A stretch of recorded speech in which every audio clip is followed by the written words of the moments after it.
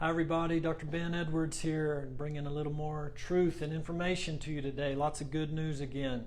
So today's video, post-COVID analysis. The pandemic is over, but the case-demic continues, unfortunately. If you don't know what a case-demic is, that's what we'll learn today.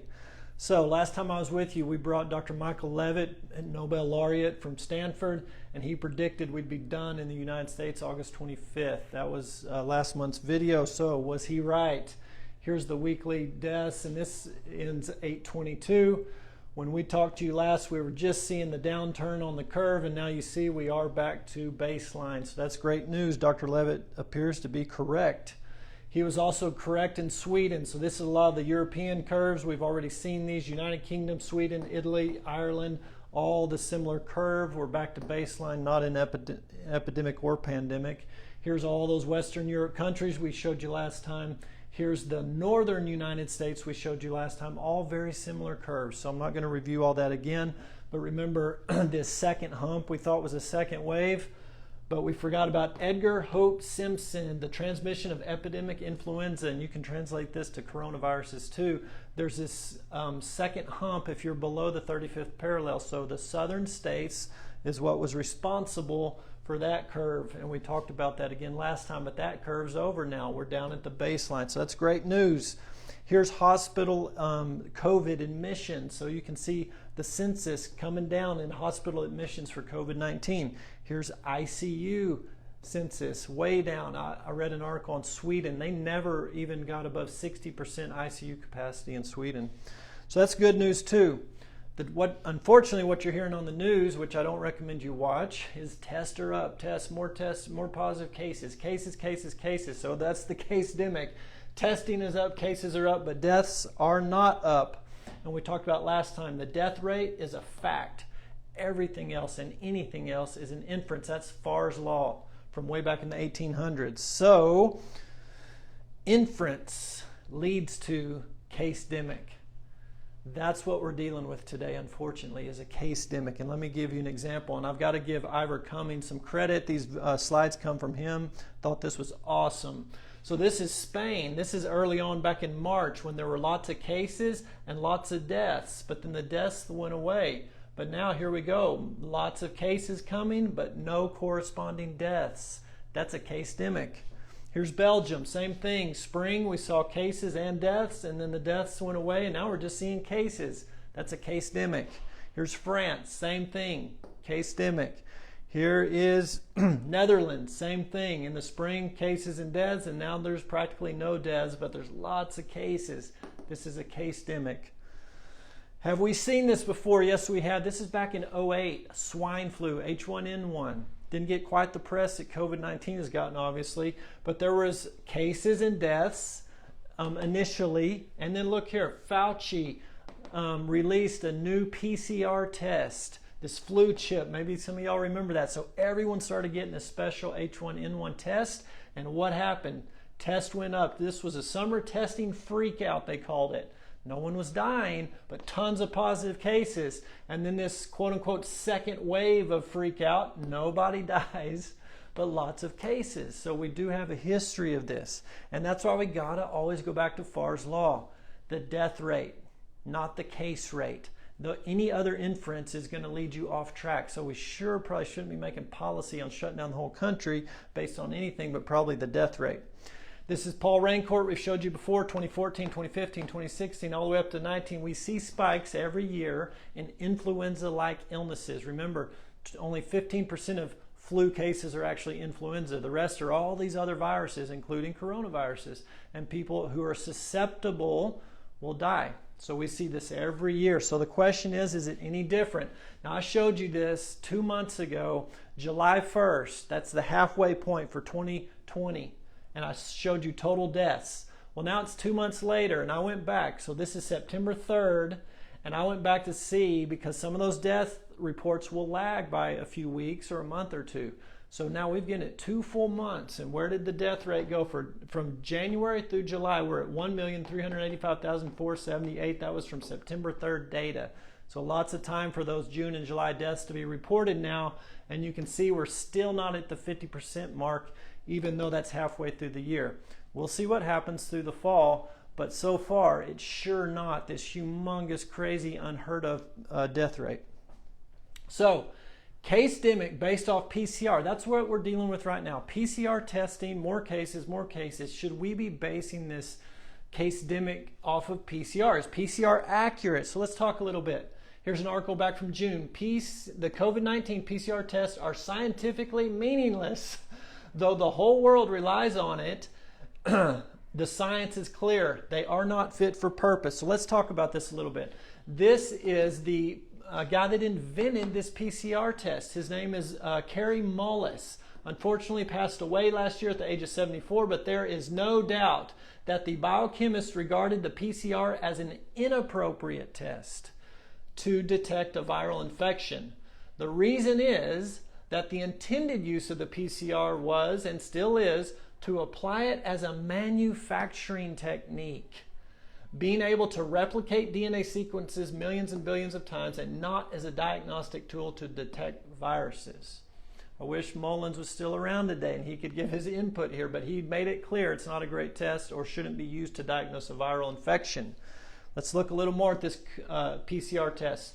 2001, Science, the journal Science, very reputable journal, published an impassioned plea to the younger generation from several veteran virologists, among them Dr. Kalshir, quote, "Modern virus detection methods like sleek PMR chain reaction," that's PCR, "tell little or nothing about how a virus multiplies or which animals carry it."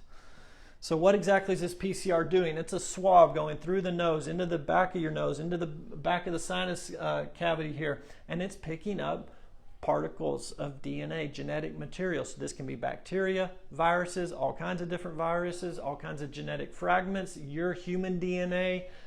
And what they're looking for are strips of DNA or genetic material. It's not actual virus they're detecting, it's strips of genetic material, and this is going to be real important in a minute. Remember these base pairs, CG and ANT, back to biology class. We'll come back to that in a minute. New York Times had this article, "Your coronavirus test is positive, but maybe it shouldn't be." Look at this. 3 sets of testing data compiled from Massachusetts, New York, and Nevada. Up to 90% of people testing positive carried barely any virus. 90% of these positive cases hardly had any virus in them.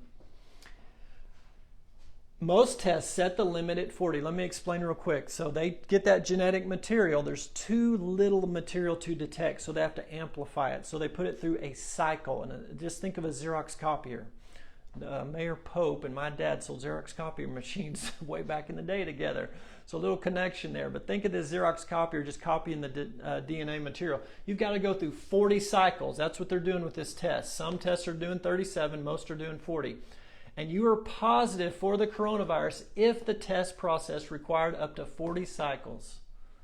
If you get above 40 cycles, everyone's positive. If you get below 30 copies or 30 cycles, hardly anyone's positive. Why is that so important? Because of this article. This is from the Infectious Disease Society of America. They're looking at the PCR test with COVID-19, and here's what they found. Results demonstrate that infectivity, that's what we care about. Is there enough virus in me to infect my neighbor? Infectivity is significantly reduced when the PCR cycle values are greater than 24. For every 1 unit increase in the cycles, the odds ratio for infectivity decreased by 32%. Translation in layman's terms: you're not very infectious if your swab doesn't turn positive with under 24 cycles. Here's what we see in this current PCR test. Under 30 copies, almost nobody's positive. So going back to this article, what they're saying in this article is they only saw infectivity if you had so much virus in you that it actually showed up with just 24 cycles of Xerox copying. Okay, I know that's a little complicated, but you have to have a whole lot of virus in you to be infective. But this test will call you positive. Once you're up to 40 copies, you'll finally turn positive. If you don't do above 30 copies, almost everyone is negative below 30 copies. So we're getting a positive result and it doesn't translate to that you have a live virus in you that can infect your neighbor. So, in summary, infectivity only in people with symptoms and less than 24 cycles run on the PCR. So what we've always known with viruses, to transmit, you got to be symptomatic. Almost all transmission is in symptomatic people, and you've got to have a lot of viral load that will show up on a PCR test that only did 24 cycles of copying. It's not what we're doing with this PCR.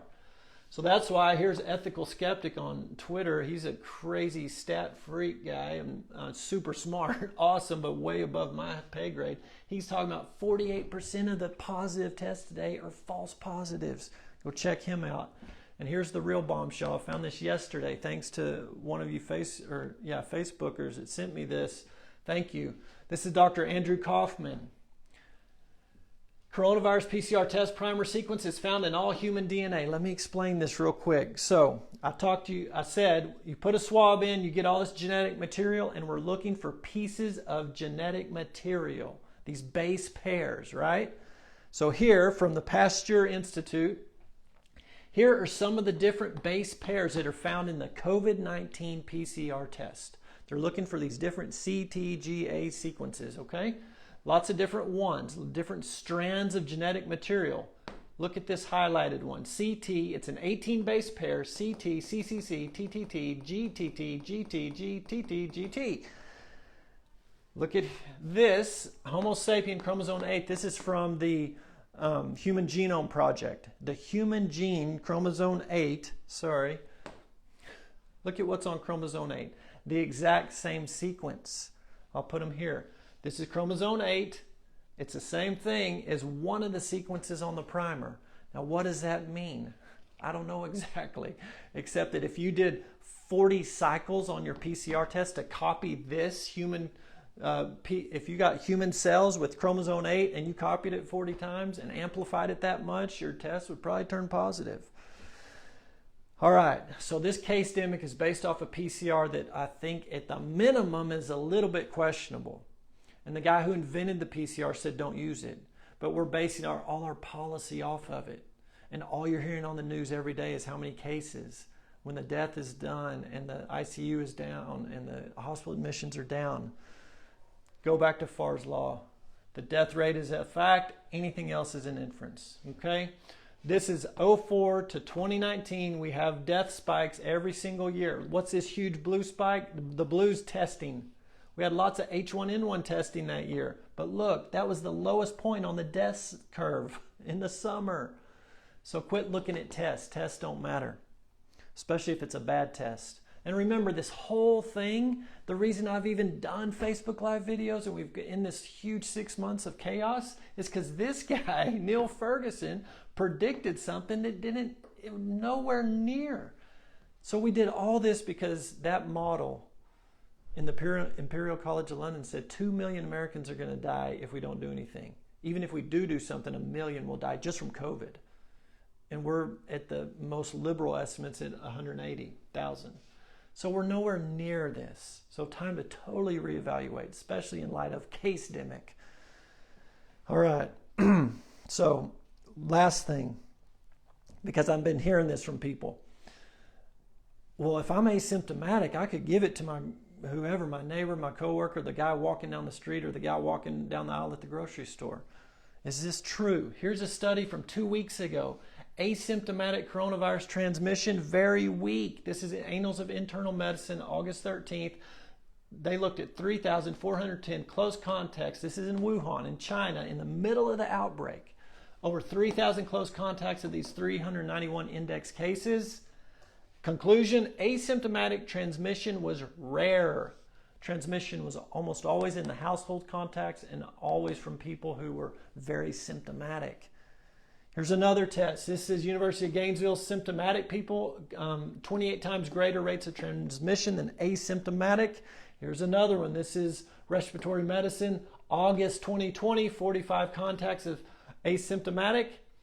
Conclusion, asymptomatics are weak spreaders of this virus. Here's another one, Pasteur Institute. There was no significant transmission of COVID-19 in primary schools, either among the students or students to teachers. Here's another one, study in Wales, 9 infected students, 9 staff members, 15 schools exposed in total. 735 students and 128 staff in total were exposed to these 9 infected students and teachers. Only 2 secondary infections. French study, a boy with COVID-19, 80 exposed in 3 different schools. No one contracted from him. Here's another one, or the conclusion of this study. Children and adolescents are less likely to be symptomatic and less likely to become infected and to spread the infection. So if you're asymptomatic, you don't spread the infection. Here's New England Journal of Medicine, May of 2020. We know that wearing a mask outside of healthcare facilities offers little, if any, protection from infection. Public health authorities define a significant exposure to COVID-19 as face-to-face contact within 6 feet of a patient and sustained for at least a few minutes, and some say more than 10 minutes. Let me repeat that.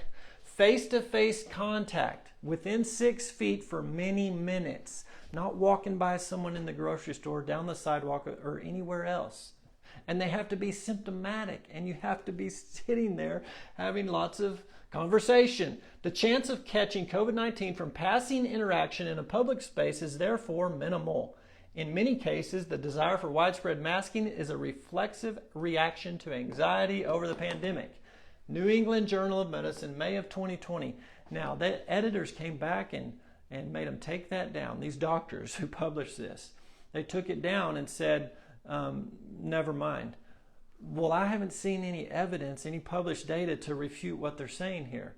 So maybe it was taken down for political reasons, possibly. From the same article, it's also clear that masks serve symbolic roles. They help increase healthcare workers' perceived sense of safety and well-being. Although such reactions may not be strictly logical, we are all subject to fear and anxiety, especially during times of crisis. One might argue that fear and anxiety are better countered with data and education than with a marginally beneficial mask. That's what we're trying to do here, bring you data and bring you education, bring you the truth. We already talked about 17 studies from Dr. Blaylock that he looked at and reviewed the mask, no benefit. 50 studies that Dr. Tenpenny, she's published this. Go review those 50 studies that she found. There's Dr. Paul Rancourt. All the studies he found all say the same thing. This is a doctor in London, Jenny Harris, Deputy Chief Medical Officer. Actually, the mask could trap the virus and make it even worse. Common sense will tell you your exhaust is building up on the mask. It's dirty, it's condensation, there's viral particles could build. According to her opinion, that could increase your risk of infection. And then beyond her opinion, here's a published article that says the same thing. The rates of all infection outcomes were highest in the cloth mask arm. This study is a randomized controlled trial of cloth masks, and the results caution against the use of cloth masks because moisture retention and reuse of cloth masks and poor filtration may result in increased risk of infection. British Medical Journal. That is from 2015. All right, so the one thing we're not talking about, all we're talking about is cases, social distancing, wear a mask, and no one's talking about healthy lifestyles. And it's clear that healthy lifestyles, or the lack thereof, will make you have bad terrain. We've been preaching terrain theory for 6 months now, longer than that, but 6 months to Facebook Live. The germ is nothing, the terrain is everything. And guess what? The CDC last week came out and agreed with this. Their stats show 94% of deaths had underlying medical conditions. And I bet you this 6% that they said didn't, which would equate to about 10,000 deaths, I think, check my math on that. 10,000 people died of COVID-19, the other 170,000 from these other conditions. I said before, COVID-19 doesn't kill you. What I meant by that was it's the underlying conditions that kill you. It's the terrain that's inflamed that'll kill you. And this is what the data is showing. This should be major headlines, not mask and social distancing. This is the truth. Here's a study just came out last week too. Children who died of COVID-19 were already seriously ill. This is a new study, and it's Liverpool University. 69,000 patients represented in the study that were admitted in England, Scotland, and Wales. 651 of those, almost 70,000, were less than 19 years old. 6 of them died, but they all had major pre-existing, like very premature babies, congenital malformations, cancer, Really, really sick kids, unfortunately. Again, back to ethical skeptic. This is way more data than I can explain right here. The bottom line is there's 14 different comorbidities: diabetes, obesity, hypertension, all these things. That's what's going to get you, not the COVID-19. It's the inflamed terrain that's going to kill you. That's what should be on every news program. The past 6 months, it's all we should have been talking about, and we would have saved a lot of lives. That's how we can say terrain theory trumps the gene and the germ theory. So what's terrain? What's inflamed terrain look like? Right here, metabolic syndrome, visceral obesity. Get out your tape measure, measure at your belly button. Men, 40, here, 40 inches at the waist, men, women, 35 inches. That is abdominal or visceral obesity. What about your triglycerides? Go look on your last blood test. Were they above 150? Triglycerides, HDL being low, that's less than 40 for men, less than 50 for women. Elevated blood pressure over 130 over 85, elevated fasting blood sugar over 110. If you have that, then you got metabolic syndrome. Insulin resistance, hypertension, obesity. This is the problem. This is the pandemic that's going on. We're in a case-demic for COVID-19. Pandemic deaths are over there, but we're still in the middle of a raging pandemic as far as metabolic syndrome goes. And that's going to kill way, way more people than COVID-19. 1 million people and 2 million. Only 12% of Americans are in the right range. Only 12%, according to this study, the NHANES study. 88% of Americans are metabolic syndrome. They don't meet the criteria for health. Metabolic syndrome is going to increase your risk of dementia and cancer and heart attacks and just about everything else, including COVID-19. I added that on myself. This is the problem. This is what we need to talk about. Obesity from 1970 to now, look at this, 10% to 42%. This is obese, not overweight. 42% are obese. If you add overweight to this, you're up at 70, close to 80% now. It's crazy. Chronic disease going through the roof from 1930 to now, 60%, and that's kids are at 50%. Studies showing when you have metabolic syndrome, you increase your risk of COVID-19 death. And then this was this morning. I love The Office. But Stanley here, Lubbock Christian University, I'm not calling y'all out. I kind of am, but I mean, y'all are trying to do the right thing, but you're getting your information from some sources that aren't as deeply informed as they need to be. So you bring in Stanley to tell all the kids at Lubbock Christian to wear their mask. I can almost guarantee Stanley is not in the 12% of metabolic health people, and he would have been a whole lot better off personally himself getting metabolically fit and then telling the LCU students to do the same. This was today. I'm sorry, I had to laugh. What's the number one thing you can do to get metabolically fit? Get back to your eating like your ancestors. In 1910, no one was eating vegetable oils. Now, as you can see, this huge rise in vegetable oil consumption. That's the number one thing. Go back and listen to Dr. Chris Kenobi, my interview with him a few weeks ago on the radio. Stop heart-healthy vegetable oils. Stop refined grains and stop refined sugars. If you don't believe why, or you want to know the why, the big fat surprise, go read Nina's book, The Fat and Cholesterol Don't Cause Heart Attack book, and Carnivore Code, Dr. Paul Saladino. You will have more studies and data coming out your ears than you'll know what to do with. And praise God, this just came out August 2020 from the Conservative Journal of the American College of Cardiology. And look what they're saying. I almost fell out of my chair. There is no robust evidence that current population-wide arbitrary upper limits of saturated fat consumption in the United States will prevent heart attacks or reduce mortality. In a nutshell, eat your saturated fat. They even made a nice chart for you. Look at this. This is from the American Journal. Let me go back. The American College of Cardiology. And here's the new graph as of a couple of weeks ago. Full fat dairy. You like heavy whipping cream in your coffee? Go pour in some extra tomorrow. Unprocessed red meat. Go get you a filet mignon tonight and celebrate. Dark chocolate. Current evidence, health effects of saturated fatty acids depend on the interacting effects from the naturally occurring food components and from unhealthy compounds introduced by processing. Man's wisdom processes God's food, and that's what brings poor health. They got it right. It's not the saturated fat, it's the processing of it.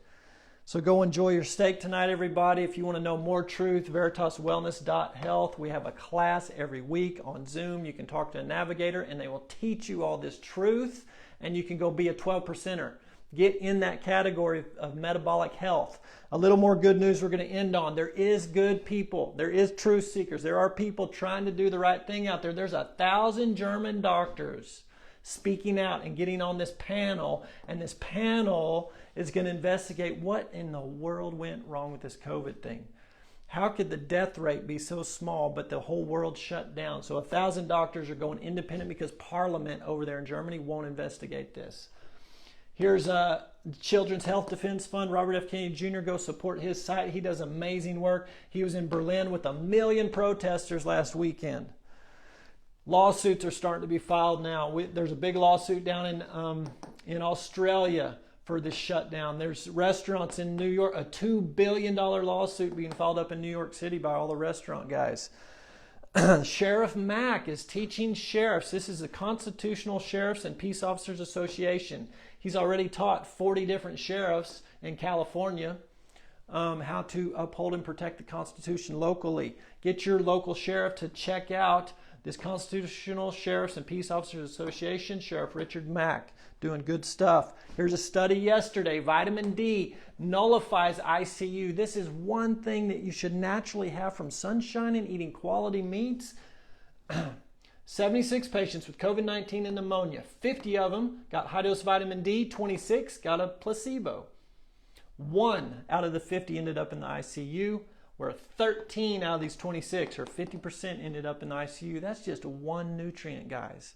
Imagine if your body was full of all the nutrients you need. We recommend vitamin D from cod liver oil because it's in a natural form and a ratio with vitamin A. You want a 10-to-1 ratio, vitamin A being the 10, D being the 1. Don't just take high-dose D if you want optimal. Get it from a food source like cod liver. I had to mention this too because last time I showed you 68 published studies on hydroxychloroquine reduced death rate by 79%. Well, now that's up to 88 studies, 50 of which are peer-reviewed. So more and more studies coming out showing the benefit. Last thing, and we're done. You know me. I'm going to go back to the Book of Truth. To keep your sanity and keep your peace in this world, you've got to go find who you are, why you're here, what's this whole crazy world about, what is really going on. There's this supernatural book. It's unbelievable. There's no way this just got written by just some man. 66 books, 1,500 years, 40 authors, 3 languages, 3 continents, 1 story. Dr. Stoner, Professor Stoner, a mathematician, 1 times 10 to the 157th power. I tried to write that out this week for my kids. I couldn't even write 157 zeros.